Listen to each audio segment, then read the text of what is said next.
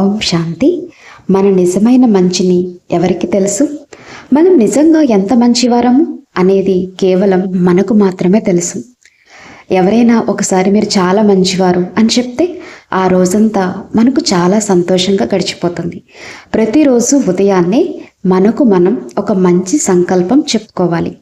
ఒక నిమిషం కళ్ళు మూసుకుని మన కుటుంబ సభ్యులను, ఆత్మీయులను తలుచుకొని మనసులో అనుకోవాలి, నాకు వీళ్ళందరి నుండి ఏమీ వద్దు. ధనం సంపాదించడం, ఇంటి పనులు చేయడం వంటి భౌతిక అవసరాలు వేరు. కానీ రోజంతా అందరి నుంచి ప్రేమ, గౌరవం, ప్రశంసలు మరియు గుర్తింపు కావాలని ఆశించడం, నాకు ఇవేమీ వద్దు అని అనగలగడమే అసలైన మానసిక స్థితి. మనం చాలా చక్కగా పనిచేసిన ఎదుటివారు నువ్వు పెద్దగా ఏం చేసావు, నేను కూడా రోజంతా ఇంతే పని చేస్తున్నాను అని అంటారు. రోజంతా ఎదుటివారి ప్రశంసల కోసం అలాగే ఎదురు చూస్తూ నిలబడితే ఎదుటివారు ఏది పడితే అది మన మనసులోకి పంపిస్తారు. అంతటితో ఆగకుండా మనం చాలాసేపు అలాగే నిలబడితే మనలో ఉన్న కొద్దిపాటి సంతోషాన్ని కూడా వారు తీసుకెళ్తారు. ఇలా అందరూ ఎప్పుడు ఎదురు చూసేవారైతే ఆ కుటుంబంలో బంధాలు చాలా కష్టమైపోతాయి. ఇది కేవలం హాస్యం కాదు, చాలా క్లిష్టమైన విషయం. కాబట్టి ప్రతి ఇంట్లోనూ ఒకరు ఇచ్చే గుణం కలిగి ఉండాలి, అంతేగాని తీసుకునే లెక్క ఆశించే ఫ్రీక్వెన్సీలో ఎప్పుడు కూడా ఉండకూడదు. ఎవరి మహిమ ఇష్టం చెప్పండి, ఎవరికి మహిమ ఇష్టం చెప్పండి. ఎవరైనా మిమ్మల్ని పొగిడితే ఇష్టమే కదా, ఇష్టమే కదా. ఎవరికైతే మహిమ ఎక్కువగా ఇష్టమో వాళ్లకు నింద ఎదురైనప్పుడు చాలా బాధ కలుగుతుంది. ఎవరికైతే ప్రశంసలు వినడం ఇష్టమో వారు విమర్శలను అస్సలు తట్టుకోలేరు. అందుకే పరమాత్మ మనకు ఒక సరైన సమీకరణాన్ని ఇస్తారు. నింద, స్తుతి రెండు ఒకటే. పాతకాలపు ఆ పెండ్యులం గడియారాన్ని గుర్తు తెచ్చుకోండి. ఆ పెండ్యులం మధ్యలో ఉంచండి. ఇది నా మనసు యొక్క స్థితి. ఒకవేళ ఇప్పుడే ఎవరైనా నన్ను పొగిడితే మీరు చాలా మంచివారు, మీరు చాలా మంచివారు అని నాతో 4-5 సార్లు అంటే ఆ మహిమ విని నా మనస్సు ఎంత దూరం వెళ్తుంది అంటే, ఆ ప్రశంస వినగానే నాకు ఎంత ఎక్కువగా సంతోషం కలుగుతుంది. ఆ మహిమ విని నా మనస్సు ఎంత దూరం సంతోషంతో వెళ్ళిందో ఆ తర్వాత వెంటనే ఎవరైనా వచ్చి సైలెంట్గా అంత ఎక్కువగా సంతోషపడకండి, నిజంగా మీరు ఏంటో నాకు తెలుసు అని అంటే, ఆ మహిమలో నా మనసు ఎంత దూరం అయితే వెళ్ళిందో విమర్శలో కూడా అది అంతే దూరం వెనక్కి వస్తుంది. మహిమ విన్నప్పుడు కొంచెమే సంతోషపడితే విమర్శ విన్నప్పుడు కొంచెమే చెడుగా ఫీల్ అవుతాం. కానీ మహిమలో ఎక్కువగా సంతోషపడితే విమర్శలో అంతకంటే ఎక్కువగా బాధ కలుగుతుంది. ఒకవేళ మహిమలో మనసు స్థిరంగా ఉంటే విమర్శ వచ్చినప్పుడు కూడా మనసు స్థిరంగానే ఉంటుంది. ఆ పెండ్యులం ఎంత దూరం తిప్పాలి, ఇక్కడ లేక ఇక్కడ ఎలా ఉంచాలి, ఎక్కడ ఉంచాలి, రిమోట్ కంట్రోల్ ఎవరి చేతిలో ఉంది? ఎప్పుడు గుర్తుంచుకోండి, మనం ఏంటో మనకు తెలుసు. మనల్ని ఎవరైతే మహిమ చేస్తున్నారో వాళ్ళు మాట్లాడుతున్నారంటే ఎవరి సంస్కారాల ద్వారా మాట్లాడుతున్నారు? ఎవరి సంస్కారాల ద్వారా మాట్లాడుతున్నారు చెప్పండి. ఉదాహరణకు వెనక ఈ బోర్డు ఉంది, ఎంత పెద్దదో. పర్పుల్ రంగు ఉంది, తెలుపు రంగు ఉంది, కొన్ని పదాలు రాసి ఉన్నాయి. ఇప్పుడు ఈ వెనక ఉన్న బ్యాక్గ్రౌండ్ ఎలా ఉందని అందరినీ అడిగితే, ఈరోజు మనం ఈ హాల్లో 10-15 వేల మంది ఉన్నాం. ప్రతి ఒక్కరిని మీ వెనక ఉన్న బ్యాక్గ్రౌండ్ ఎలా ఉందని అడిగితే ప్రతి ఒక్కరికి ఒకేలాగా ఉంటుందని మీరు అనుకుంటున్నారా? ప్రతి ఒక్కరికి ఒకేలాగా అనిపిస్తుందా? లేదు. దాని గురించి ప్రతి ఒక్కరి అభిప్రాయం వేరువేరుగా ఉంటుంది. అది ఒక్కటే అయినప్పటికీ దాని గురించి ప్రతి ఒక్కరి అభిప్రాయం వేరుగా ఉంటుంది. కానీ మీరు ఆ అభిప్రాయాన్ని ఎవరి దృష్టికోణం నుండి ఇస్తారు? ఎవరి దృష్టికోణం నుండి ఇస్తాం? మనం మన సంస్కారాల ద్వారానే మాట్లాడుతున్నాం. మనం ఎప్పుడైతే మనుషుల్ని చూస్తామో, విషయాల్ని చూస్తామో, పరిస్థితులను చూస్తామో, మన దగ్గర సంస్కారాలనే ఒక లెన్స్ ఉంటుంది. మనం దాని ద్వారానే చూస్తాము. కాబట్టి ఎవరైనా మనల్ని మహిమ చేసినప్పుడు వాళ్ళు తమ సొంత సంస్కారాల ద్వారా మాట్లాడుతున్నారని మనం గుర్తుంచుకోవాలి. అలాగే ఎవరైనా మనల్ని విమర్శ చేసినప్పుడు వాళ్ళు కూడా ఎవరి సంస్కారాల ద్వారా మాట్లాడుతున్నారు? వాళ్ళ సంస్కారాల ద్వారానే మాట్లాడుతున్నారు. కానీ మన జీవితంలో ఎదుటివారి అంచనాల కోసం నిలబడుతూ ఉంటాం. అందుకే జీవితంలో అలా నిలబడడం చాలా రిస్క్తో కూడుకున్నది. మనం జీవితంలో అలా నిలబడడం వల్ల మహిమ విన్నప్పుడు చాలా సంతోషపడతాం, నింద విన్నప్పుడు చాలా బాధపడతాం. కానీ ఒకవేళ మనం జీవితంలో బలంగా స్థిరంగా నిలబడితే నింద మరియు మహిమ రెండిటి ప్రభావం మన మీద పడదు. ఎందుకంటే ఆ రెండు వాళ్ళ సంస్కారాలని మనకు తెలుసు. మనం ఇతరుల సంస్కారాలని స్వీకరించే వైపు కాకుండా మన సంస్కారాలని ఎదుటి వారికి ఇచ్చే వైపు జీవితంలో నిలబడాలి. అలాంటప్పుడు నిందాస్థుతుల్లో పెండ్యులంను ఎక్కడ ఉంచాలి? కాబట్టి మీరు ఈరోజు ఇంటికి వెళ్ళిన తర్వాత ఎవరైనా ఏంటి ఈ చెత్త వంట చేసావు, ఇలాగేనా కూర చేస్తారా అని అంటే, ఇలా ఎవరైనా కూర చేస్తారా అని అంటే ఆ యొక్క పెండ్యులం అప్పుడు సరిగ్గా ఉంటుందా? అప్పుడు ఆ పెండ్యులం సరిగ్గా సెంటర్లో ఉంటుందా? అంటే గడియారం. ఎవరైనా మనకు ఇది సరిగ్గా రాలేదు, ఈ పని సరిగ్గా చేయలేదు అని ఫీడ్బ్యాక్ ఇచ్చినప్పుడు ఆ యొక్క ఫీడ్బ్యాక్ మనకు చాలా ముఖ్యం. మనం దాన్ని తీసుకోవాలి. కానీ ఎవరైనా విమర్శ చేస్తూ ఆ ఫీడ్బ్యాక్ ఇస్తే ఆ ఫీడ్బ్యాక్ మనకు ముఖ్యం. కానీ ఆ నింద అనేది ఆత్మ యొక్క సంస్కారం. కానీ మనం ఆ సంస్కారాన్ని మనసులోకి తీసుకుని, నేను ఉదయం నుండి అంత కష్టపడ్డాను, నా ఆరోగ్యం కూడా బాగోలేదు, అయినప్పటికీ యూట్యూబ్ వెతికి కొత్త రెసిపీ చేసి వీళ్ళ కోసం కొత్త వంటకం తయారు చేశానని మనం మనల్ని మనమే ఒక అసహాయ స్థితిలో భావిస్తూ ఉంటాం. మనం అలా ఎందుకు ఫీల్ అవుతాం? ఎందుకంటే ఎదురు చూస్తూ అలా నిలబడి ఉన్నాం. దేనికోసం? ఈరోజు చాలా మహిమ లభిస్తుందని అనుకున్నాం. ఎందుకంటే వంట చేస్తుండగానే ఆ వంట చేసేందుకు ప్రశంసలు చెవుల్లో ముందే వినిపించడం మొదలయ్యాయి కదా. ఈరోజు ఏం చేశారు, ఎంత బాగా తయారు చేశారు అని. మనం వంట చెయ్యాలా లేక జీవితంలో పెద్ద పెద్ద పనులు చెయ్యాలా? మనం వాటిని మన సంస్కారాల ద్వారా చేస్తున్నాం. మనం అలా చేసినప్పుడు మన తరపు నుండి మన బెస్ట్ ఇస్తాం, మన వైపు నుండి బెస్ట్ ఇస్తాం. మనం మన బెస్ట్ ఇచ్చామంటే ఎదుటి వారికి కూడా అది బెస్టే అనిపించాలని లేదు. కానీ ఆ సమయంలో మనం మన వంతు ఉత్తమమైన ప్రయత్నం చేస్తే, ఎవరైనా నాతో ప్రేమగా మాట్లాడకపోయినా, ఆ పనికి ఎవరు కృతజ్ఞత చెప్పకపోయినా, ఆ పనికి ఎవరు మహిమ ప్రశంస చేయకపోయినా, కనీసం ఎవరో ఒకరు ఉండాలి ఎవరైతే ఆ పనికి నాతో ప్రేమగా మాట్లాడతారో, కృతజ్ఞతలు, చాలా మంచి పని చేసావు అని చెప్తే ఇంకా బాగా చేద్దాం అని చెప్పే ఆ ఒక్కరు ఎవరు ఉండాలి? ఆ ఒక్కరు ఎవరు ఉండాలి? అందరూ నిందించినా, అందరూ ఇది ఏమైనా పనైనా ఎలా చేస్తారు ఇలా అని అన్నప్పటికీ నాకు తెలుసు, నేను ఇప్పటి వరకు నా సామర్థ్యానికి తగినట్లుగా నా బెస్ట్ ఇచ్చాను అని. నాది ఆ సంస్కారం కాదు, నేను మార్పు చేసుకుని కష్టపడి అది చేశాను. కాబట్టి ఆ సమయంలో నాతో ప్రేమగా మాట్లాడి నన్ను మోటివేట్ చేసి నాకు కృతజ్ఞత తెలిపే ఆ ఒక్కరు నాకు కావాలి. ఆ ఒక్కరు ఎవరు? ఆ ఒక్కరు ఎవరు? నేనే. అందుకే ఆ బయట వెతకడం మానేయండి. ఎవరు మనతో ఎలా మాట్లాడినా, మనతో మనకు ఉన్న సంబంధం ఎలా ఉంది, అదే మన జీవితం యొక్క నాణ్యతను నిర్ణయిస్తుంది. కొన్నిసార్లు ఎవరైనా మనతో చాలా ప్రేమగా మాట్లాడతారు, చాలా చక్కగా ప్రవర్తిస్తారు. కానీ మనం లోపల మనం సరిగ్గా మాట్లాడుకోము. అలాంటప్పుడు వాళ్ళు అంత బాగా మాట్లాడినప్పటికీ మనం దుఃఖంగానే ఉంటాం. అలా జరగడం సాధ్యమేనా?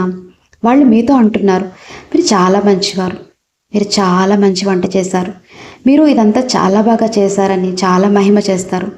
కానీ మనం లోపల నుంచి ఏమనుకుంటాం? వీళ్ళకి ఏం కావాలి, ఈరోజు ఎందుకు ఇంత తీయగా మాట్లాడుతున్నారు అని అనుకుంటాం. నా మనసు యొక్క స్థితి చేదుగా ఉంది కాబట్టి వాళ్ళ తీపి మాటలు కూడా నాకు చేదుగానే అనిపిస్తాయి.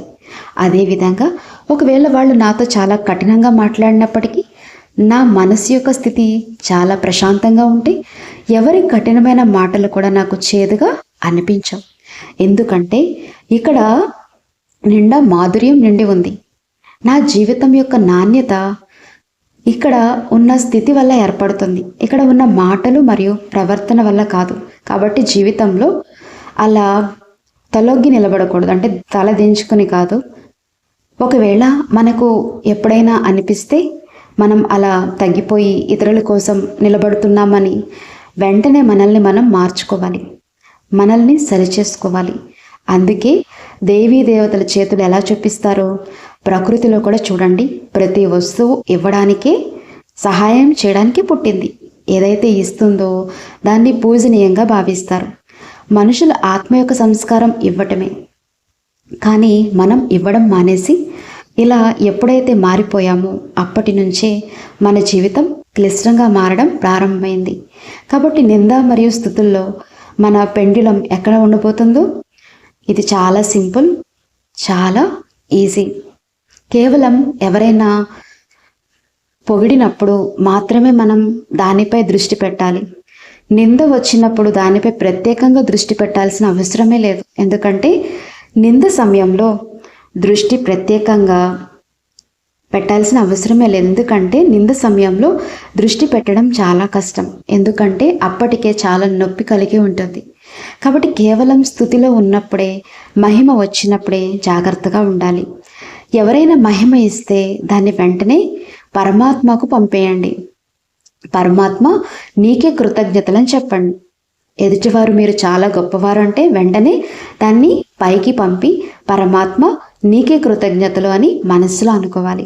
ఓహో, అందరూ నన్ను మంచివారు అంటున్నారు అని అలా తీసుకోకూడదు. ఎందుకంటే మనం అలా తీసుకోవడం ప్రారంభిస్తే ఆ తర్వాత ప్రపంచం నుంచి ఏది వచ్చినా అలాగే వస్తుంది. విమర్శ కూడా అలాగే గుండెకి తగులుతుంది. మనం ఎప్పుడు ఇలా ఉండలేము, ఎప్పుడు అలా ఉండలేము. అది మన ఇష్టం కాదు. ఫ్రీక్వెన్సీని ఒకేలా సెట్ చేసుకోవాలి.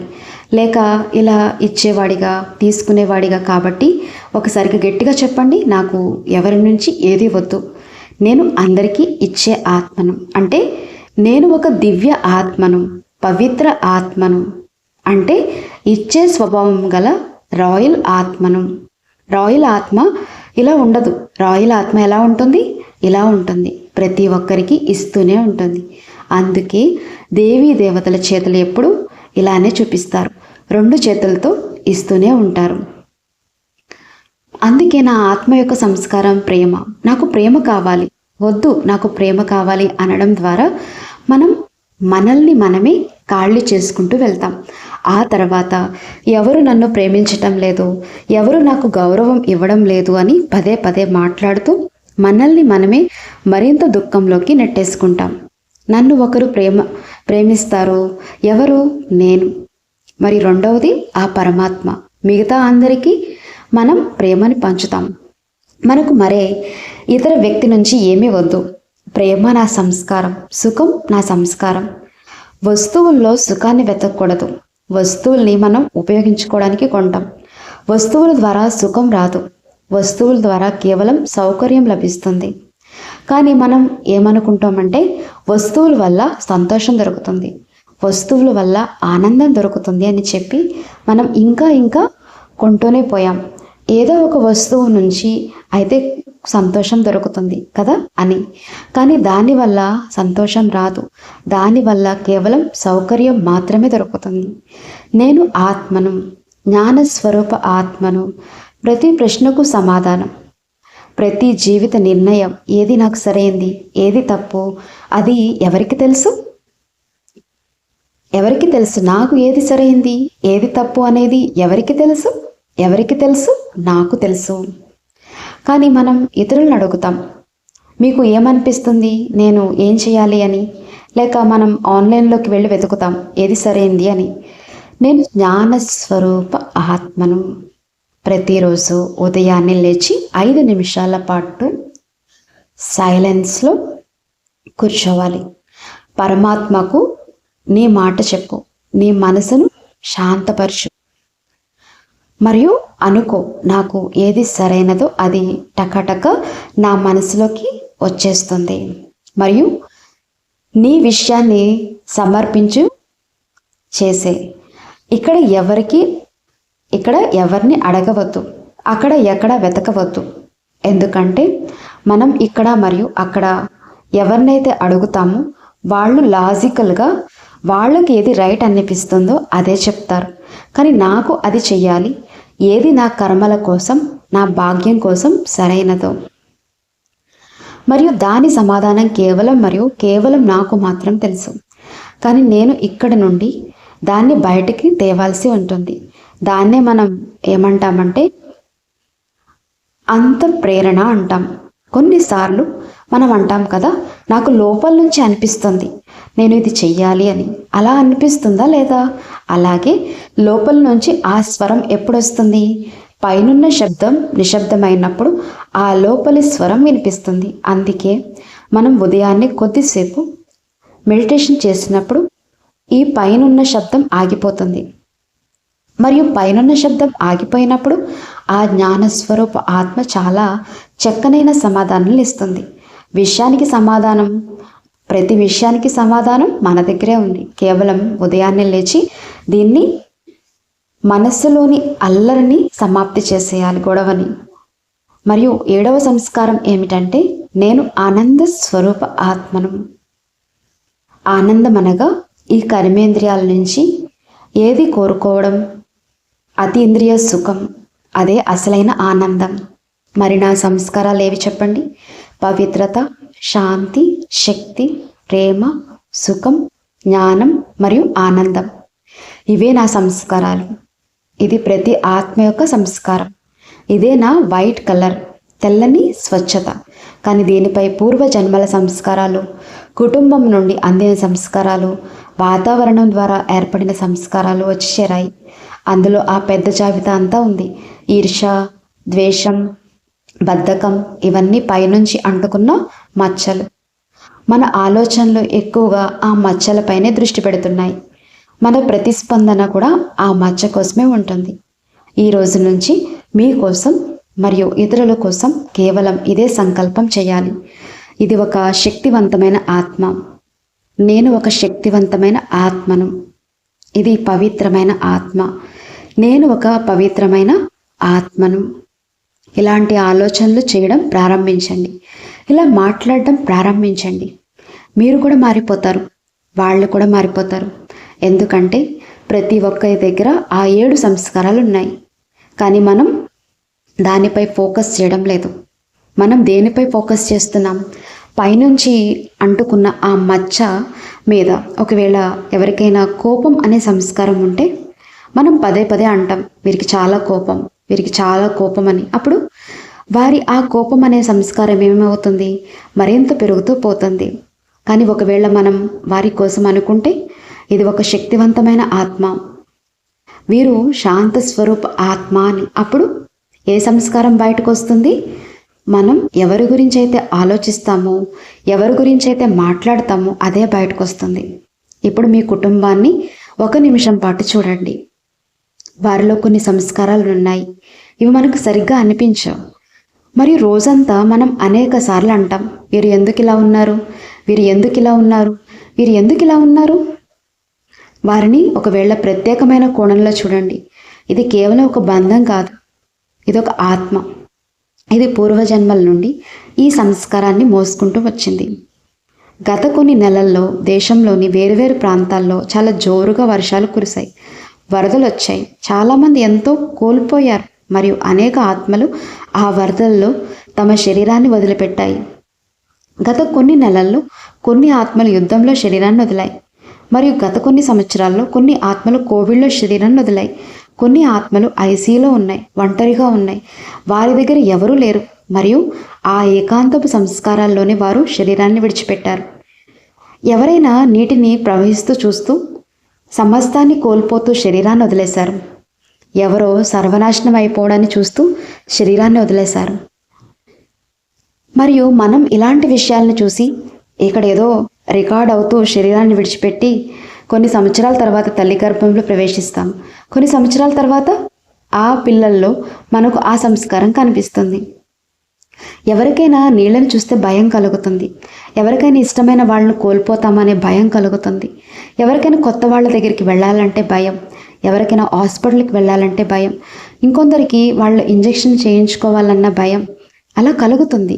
ఇలా జరుగుతుందా లేదా, ఇలా జరుగుతుందా లేదా.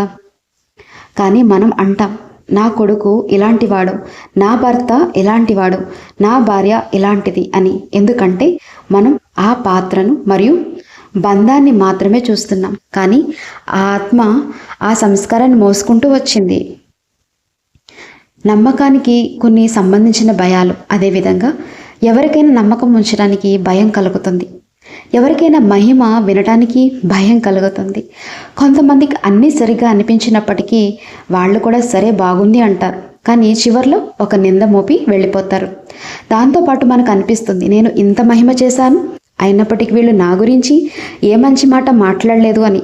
అందుకే మనం ఇలా అనుకుంటాం, వీళ్ళు నా గురించి మంచిగా మాట్లాడడం లేదు, వాళ్ళు నా గురించి మంచిగా మాట్లాడడం లేదు అని. కాదు, వాళ్ళ దగ్గర ఆ మహిమ చేసే సంస్కారం తక్కువగా ఉంది, నింద చేసే సంస్కారం ఎక్కువగా ఉంది.